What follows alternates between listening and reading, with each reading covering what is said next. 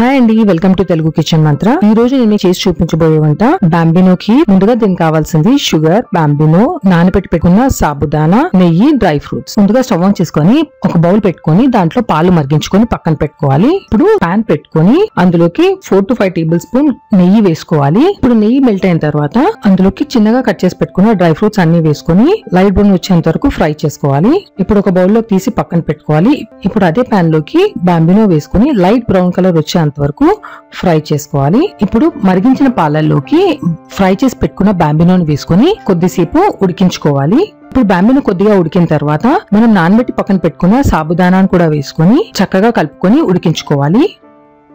ఇప్పుడు సాబుదానా ఉడికిందో లేదో చూసుకొని ఇప్పుడు కీర్ కి సరిపడ చక్కెర వేసేసి మళ్ళీ అంతా కలిసేలా కలుపుకోవాలి. ఇప్పుడు కీర్ కొద్దిగా దగ్గర పడిన తర్వాత మనం ఇందాక ఫ్రై చేసి పక్కన పెట్టుకున్న డ్రై ఫ్రూట్ ని వేసుకొని చక్కగా కలుపుకొని వేడివేడిగా సర్వింగ్ బౌల్ లోకి సర్వ్ చేసుకోవాలి. మీకు కనుక నా ఈ బాంబినో కీర్ రెసిపీ నచ్చినట్టయితే please like, share and subscribe. Thank you for watching.